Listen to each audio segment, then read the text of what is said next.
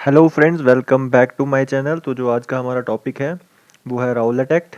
आज हम पढ़ेंगे राउलेट एक्ट के बारे में, साथ में हम पढ़ेंगे जलियांवाला बाग मैसेकर के बारे में। लेकिन इस टॉपिक को स्टार्ट करने से पहले एक छोटा सा इवेंट हम देख लेते हैं जिसका नाम है अगस्त डेक्लरेशन। क्या नाम है? अगस्त डेक्लरेशन, जिसको हम मॉन्टेग डेक्लरेशन के नाम से भी जानते हैं। आप मॉन्टेग डेक्लरेशन और मॉन्टेग चैम्सफोर्ड रिफॉर्म के बीच में कंफ्यूज खुद को ना करिएगा, बिकॉज जो मॉन्टेग चैम्सफोर्ड रिफॉर्म है वो 1919 में हुआ था, जिसको हम आने वाले लेक्चर्स में पढ़ेंगे। अभी के लिए आप याद रखेंगे कि अगस्त डेक्लरेशन जो है इसको हम मॉन्टेग डेक्लरेशन के नाम से भी जानते हैं। तो आइए समझते हैं क्या था अगस्त डेक्लरेशन 1917 और इसकी एग्जैक्ट डेट को भी देखते हैं। अगर एग्जैक्ट डेट की बात करें तो एग्जैक्ट डेट रहेगी 20 अगस्त एंड 1917। क्या रहने वाली है? 20 अगस्त 1917, ये याद रखोगे। उसके बाद किस पर्सन ने अनाउंस किया था अगस्त डेक्लरेशन को?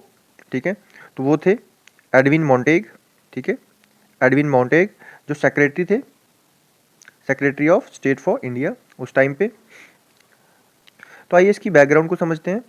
जैसा हमने इससे पहले होम रूल मूवमेंट के बारे में पढ़ा और लखनऊ पैक्ट के बारे में पढ़ा, तो होम रूल मूवमेंट से आपने देखा लोगों के अंदर पॉलिटिकल अवेयरनेस काफ़ी ज़्यादा आ गई और इंडियंस ने जो थी डिमांड इंक्रीज़ कर दी सेल्फ गवर्नमेंट के लिए। तो काफ़ी ज़्यादा डिमांड बढ़ने लगी कि हमें अब जो है सेल्फ गवर्नमेंट चाहिए, रिफॉर्म्स नहीं चाहिए, हमें सेल्फ गवर्नमेंट चाहिए। तो उसी समय जब वर्ल्ड वॉर फर्स्ट का टाइम था तो ब्रिटेन को इंडियंस की सपोर्ट चाहिए थी।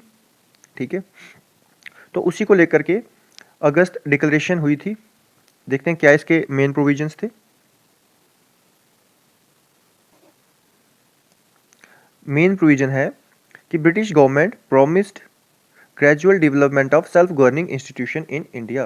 तो ब्रिटिश गवर्नमेंट ने ये प्रॉमिस किया कि धीरे धीरे जो है वो एक सेल्फ गवर्निंग इंस्टीट्यूशन को इंडिया में डेवलप करेंगे और stated that Indian would be increasingly associated with every branch of administration. और इंडियन की एसोसिएशन बढ़ाएंगे हर एक एडमिनिस्ट्रेशन में, हर एक एडमिनिस्ट्रेशन की जो ब्रांच होगी वहाँ पे इंडियंस की इन्वॉल्वमेंट को बढ़ाया जाएगा, इंडियंस को वहाँ जोड़ा जाएगा। ठीक है, और ये एक फर्स्ट ऑफिशियल रिकॉग्निजेशन थी of Indians right to self government. ठीक है, तो पहली बार ऑफिशियली जो है ये रिकॉग्नाइज किया गया था कि इंडियंस को हम सेल्फ गवर्नमेंट जो है प्रोवाइड करेंगे।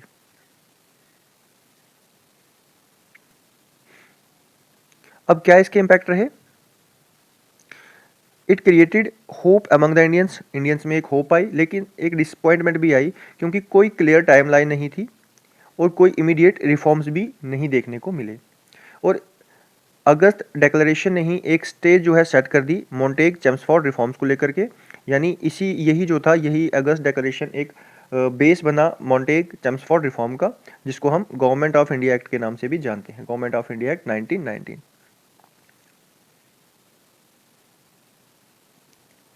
अब समझते हैं राउलेट एक्ट 1919 को। पहले तो एक पॉइंट इसमें जो आपने याद रखना है, it is also known as black act. ठीक है, इसको हम ब्लैक एक्ट के नाम से भी जानते हैं। एक पॉइंट ये याद रहेगा, क्वेश्चन पूछा जा सकता है कि which act is known as black act, तो आंसर रहेगा आपका राउलेट एक्ट। कौन से ईयर में ये पास हुआ था? तो ये हुआ था पास 1919 में और मंथ था मार्च। ठीक है, ये याद रखोगे। एक और पॉइंट। अब नेक्स्ट पॉइंट आता है हु पर्पस्ड इट, यानी किस बंदे ने या किस पर्सन ने जो है इसको बनाया था। तो वो थे सिडनी राउलेट, एक ब्रिटिश जज थे।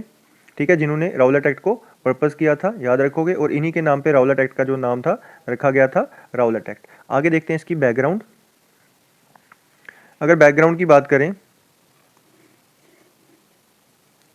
तो हमने देखा जब वर्ल्ड वार का टाइम था, फर्स्ट वर्ल्ड वार का टाइम, तो ब्रिटिशर्स के दिमाग में एक डर था कि वर्ल्ड वार के टाइम पे रिवॉल्यूशनरी एक्टिविटीज़ इंडिया में अराइज ना हो जाएं।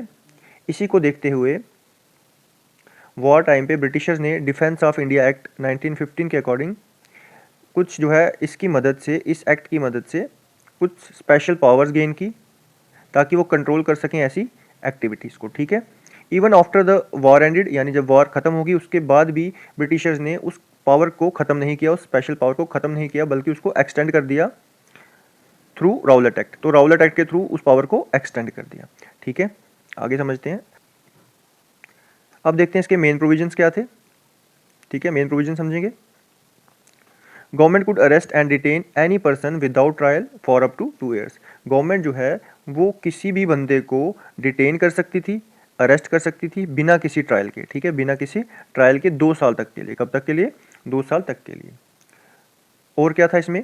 नो अपील, नो लॉयर यानी jury was allowed in such case, यानी कि जिसको हम कहते हैं नो अपील, नो वकील एंड नो दलील वाली पॉलिसी, ठीक है। कोई भी बंदा जो है अपना वकील नहीं ला सकता, ठीक है, किसी तरह की अपील नहीं कर सकता, ठीक है, ये इस्लाम में था। और प्रेस सेंसरशिप, और क्या था? प्रेस सेंसरशिप, यानी कि गवर्नमेंट कुड बैन और कंट्रोल न्यूज़पेपर। अब गवर्नमेंट जो है वो बैन भी कर सकती थी न्यूज़पेपर्स को और कंट्रोल भी कर सकती थी, यानी गवर्नमेंट के अगेंस्ट कोई भी अगर टिप्पणी करेगा, किसी भी तरह की न्यूज़ अगर गवर्नमेंट के अगेंस्ट प्रिंट करेगा तो उसके खिलाफ जो थे सख्त एक्शन जो थी गवर्नमेंट ले सकती थी।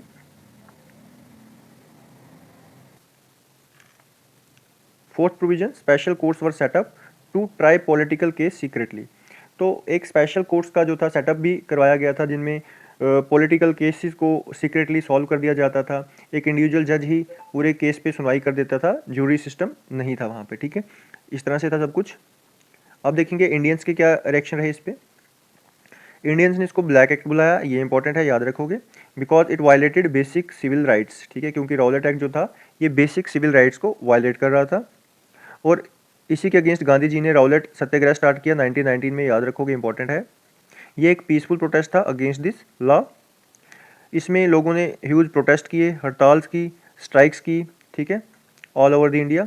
But Punjab became one of the main centre of protest. तो पंजाब जो था ये मेन सेंटर बना इस प्रोटेस्ट का, ठीक है। अब आगे समझते हैं इसके बाद जो इंसिडेंट हुआ जलियांवाला बाग मैसेकर। तो आइए देखते हैं इसको। जलियांवाला बाग मैसेकर का जो ईयर था वो था 1919, ठीक है। अगर एग्जैक्ट डेट की बात करें, इसकी एग्जैक्ट डेट इंपॉर्टेंट है, 13 अप्रैल 1919, दिन था बैसाखी का, ठीक है। और प्लेस थी जलियांवाला बाग, अमृतसर, ठीक है, पंजाब के अंदर, याद रखोगे प्लेस को भी और डेट को भी। रिस्पॉन्सिबल ऑफिसर कौन सा था जलियांवाला बाग का? वो था जनरल रेगनॉल्ड डायर, ठीक है, याद रखोगे, कंप्लीट नेम याद रखोगे इसका, कंप्लीट नेम। आगे मूव करते हैं, बैकग्राउंड को समझते हैं। क्या थी जलियांवाला बाग की बैकग्राउंड? जैसा हमने देखा कि इंडिया में राउलेट एक्ट पास हुआ था 1919 में, और इसी के अगेंस्ट जो था प्रोटेस्ट चल रहा था पूरे भारत में और पंजाब में भी, ठीक है। इसके साथ साथ लोकल लीडर्स जैसे doctor Satyapal and doctor Saifuddin Kitchlew were arrested, इनको भी राउलेट एक्ट के तहत अरेस्ट कर लिया गया था। तो पंजाब में एक पीसफुल मीटिंग जो थी वो अरेंज कराई गई at Jallianwala Bagh to protest these arrest. इन्हीं अरेस्ट के खिलाफ, जो अरेस्ट हमें देखने को मिले डॉक्टर सत्यपाल मलिक और सैफुद्दीन किचलू, इनके अरेस्ट के खिलाफ जो था प्रोटेस्ट जलियांवाला बाग में किया गया। तो वहीं पे ये इंसिडेंट जो था देखने को मिला। General Dyer entered the area with troop and blocked all exits. जितने भी बाग के एग्जिट्स थे उन सभी को ब्लॉक कर दिया गया, ठीक है, विदाउट वार्निंग। उन्होंने ऑर्डर कर दिया कि फायर्स को ओपन कर दिया जाए ऑन द अनआर्म्ड क्राउड। तो लगभग 1650 यानी 1650 राउंड्स फायर जो 10 मिनट के अंदर कर दिए गए। और ऑफिशियल जो डेटा बताता है वो डेथ बताता है 379 डेथ वहाँ पे हुई, बट इंडियंस एस्टिमेट करते हैं कि लगभग 1000 के करीब जो थी लोगों की मौत वहाँ पे हो गई, ठीक है। तो इतना भयानक ये इंसिडेंट था, ठीक है। इसमें आपको याद रखना है कि फायर ओपन करने वाले कौन थे? जनरल डायर, ठीक है। बुलेट फायर भी याद रख लेना जिस हिसाब से एग्जाम का आजकल लेवल जा रहा है। तो 1650 राउंड्स फायर जो थे 10 मिनट में कर दिए गए थे। ऑफिशियल डेटा जो डेथ का था वो 379 था और एस्टिमेटेड 1000 प्लस। अब देखते हैं कि क्या रिएक्शन लोगों के रहे जलियांवाला बाग मैसेकर के बाद, किस तरह से लोगों ने रिएक्ट किया, ठीक है। जैसा हमने देखा लोगों के बीच में काफ़ी गुस्सा भर गया। जलियांवाला बाग इंसिडेंट जो हमने अभी पढ़ा, ठीक है, उस इंसिडेंट के बाद लोगों में काफ़ी गुस्सा भर गया और पूरे देश में शोक मनाया जाने लगा। रविंद्रनाथ टैगोर ने भी अपना जो नाइटहुड का टाइटल था उसको रिटर्न कर दिया। ये उनका एक प्रोटेस्ट करने का तरीका था, ठीक है, मतलब इस जेस्चर से उन्होंने ये प्रोटेस्ट अपना शो किया। Mahatma Gandhi withdrew the satyagraha due to rising violence बढ़ने की वजह से महात्मा गांधी ने भी अपना सत्याग्रह जो था उसको विड्रू कर दिया, राउलेट सत्याग्रह को विड्रू कर दिया। हंटर कमेटी का भी सेटअप किया गया टू इन्वेस्टिगेट, ठीक है, इस पूरे इवेंट को, इस पूरे इंसिडेंट को इन्वेस्टिगेट करने के लिए जो कमेटी बनाई गई वो थी हंटर कमेटी, याद रखोगे, इंपॉर्टेंट है, ठीक है। उसके साथ साथ कमेटी तो बनाई गई बट जनरल डायर को लिटिल पनिशमेंट दी गई, बहुत ज़्यादा उसको पनिशमेंट इस इवेंट के लिए नहीं दी गई, बहुत सारी चीज़ें छुपा दी गई। तो इसमें इंपॉर्टेंट है याद रखना कि किस पर्सन ने अपना नाइटहुड का टाइटल रिटर्न कर दिया था, वो थे रविंद्रनाथ टैगोर। ठीक है, एक पॉइंट ये याद रखोगे। और दूसरा, कौन सी कमेटी का सेटअप किया गया था, तो हंटर कमेटी का। ठीक है, आगे मूव करते हैं।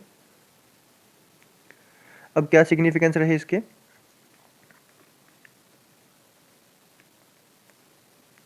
सिग्निफिकेंस की अगर बात करें, it is a turning point in India's freedom struggle, तो ये एक टर्निंग पॉइंट रहा। ठीक है, इंडियन फ्रीडम स्ट्रगल में। और इस इवेंट के बाद इंडियंस का जो फेट था ब्रिटिशर्स पे, वो पूरी तरह से ख़त्म हो गया।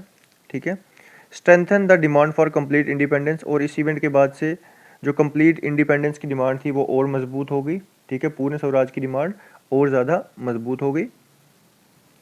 इन शॉर्ट हम बोल सकते हैं Rowlatt act provoked Indian, the Jallianwala Bagh massacre unite India. ठीक है, रॉलेट एक्ट ने प्रोवोक किया इंडियंस को, और जलियांवाला बाग मैसेकर के बाद इंडियंस जो थे वो यूनाइट हो गए फॉर पूर्ण स्वराज। ठीक है, तो इस टॉपिक में अभी तक के लिए इतना ही। नेक्स्ट लेक्चर तक के लिए take care and good bye. अगले लेक्चर में हम इन्हीं जो इवेंट्स से रिलेटेड मोस्ट इंपॉर्टेंट एमसीक्यूज को लेकर के आएंगे और प्रैक्टिस करेंगे। तब तक के लिए टेक केयर।